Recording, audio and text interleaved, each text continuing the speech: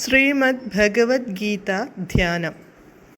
നാരായണം നമസ്കൃത്യ നരം ചൈവ നരോത്തമം ദേവീം സരസ്വതീം വ്യാസം തതോ ജയമുദീരയേത്.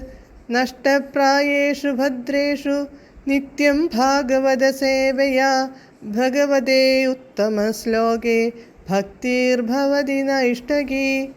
മൂകം കരോതി വാചാലം പങ്കും ലംഘയതേ ഗിരിം യത്കൃപാതമഹം വന്ദേ പരമാനന്ദമാധവം. ശ്രീഗുരും ദീനതാരിണം ശ്രീചൈതന്യമീശ്വരം.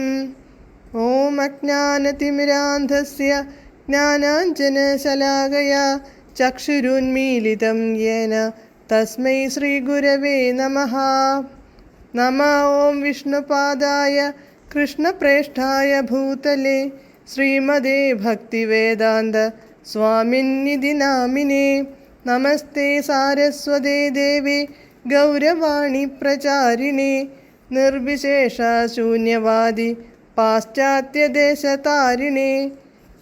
ജയ ശ്രീകൃഷ്ണ ചൈതന്യ പ്രഭു നിത്യാനന്ദ ശ്രീ അദ്വൈത ഗദാധര ശ്രീവാസാദി ഗൗരഭക്തവൃന്ദ. ഹരേ കൃഷ്ണ കൃഷ്ണ കൃഷ്ണ ഹരേ ഹരേ, ഹരേ രാമ രാമ രാമ ഹരേ ഹരേ. ഹരേ കൃഷ്ണ കൃഷ്ണ കൃഷ്ണ ഹരേ ഹരേ, ഹരേ രാമ രാമ രാമ ഹരേ ഹരേ. ഹരേ കൃഷ്ണ കൃഷ്ണ ഹരേ ഹരേ, ഹരേ രാമ രാമ ഹരേ ഹരേ. ഭഗവത്ഗീത യഥാരൂപം. അധ്യായം 4. അതീന്ദ്രിയ ജ്ഞാനം. ശ്ലോകം 16, പേജ് നമ്പർ 257.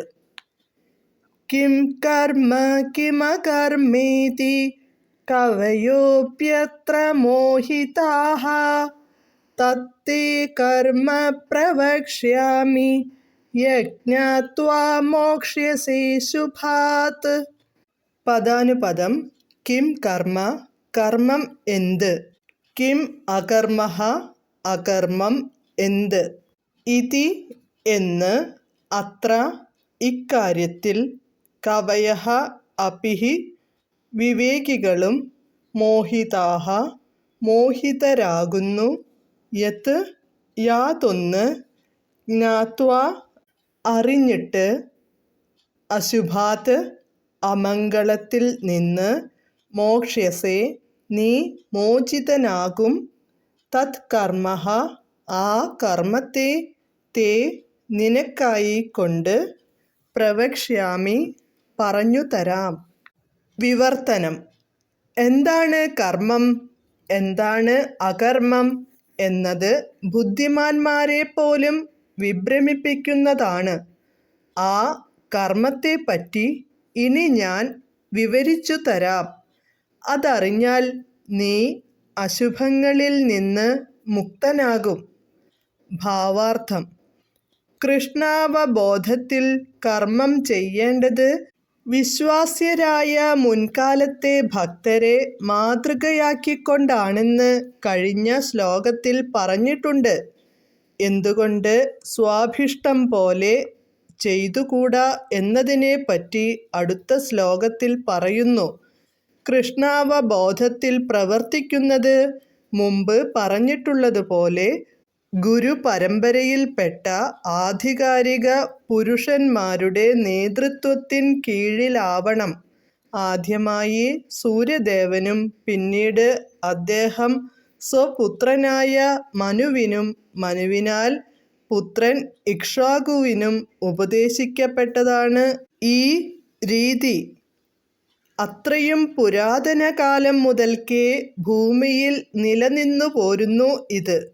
അതുകൊണ്ട് ആ ശിഷ്യ പരമ്പരയിൽപ്പെട്ട പ്രാമാണികരായ മുൻഗാമികളുടെ കാൽപ്പാടുകൾ പിന്തുടരണം. അല്ലെങ്കിൽ കൃഷ്ണാവബോധ പ്രവർത്തനങ്ങളുടെ നിലവാരമെന്തെന്നറിയാതെ ധിഷണാശാലികൾ പോലും അമ്പരന്നു പോകും. അതുകൊണ്ടാണ് അർജുനനെ താൻ തന്നെ ഉപദേശിക്കാമെന്ന് കൃഷ്ണൻ തീരുമാനിച്ചത്. ഉപദേശം ഭഗവത് പ്രോക്തമായിരിക്കെ പിന്നീട് അർജുനന്റെ അനുയായിയാവുന്ന ഏതൊരാൾക്കും അതിനെപ്പറ്റി വിഭ്രമത്തിനിടയില്ല തന്നെ. വികലവും പരീക്ഷണ വിധേയവുമായ അറിവുകൊണ്ട് ഒരാൾക്ക് ധർമ്മമാർഗങ്ങൾ അറിയാൻ കഴിയില്ലെന്നു പറയപ്പെടുന്നു. വാസ്തവത്തിൽ ധാർമ്മിക നിയമങ്ങൾ ഉണ്ടാക്കാൻ ഭഗവാൻ മാത്രമാണധികാരി. ധർമ്മം തു സാക്ഷാത് ഭഗവത് പ്രണീതം. ഭാഗവതം 6:3-19. വികലമായ ഊഹാപോഹങ്ങളെ അടിസ്ഥാനപ്പെടുത്തി ആർക്കും ധാർമ്മിക പ്രമാണങ്ങളുണ്ടാക്കാൻ അവകാശമില്ല.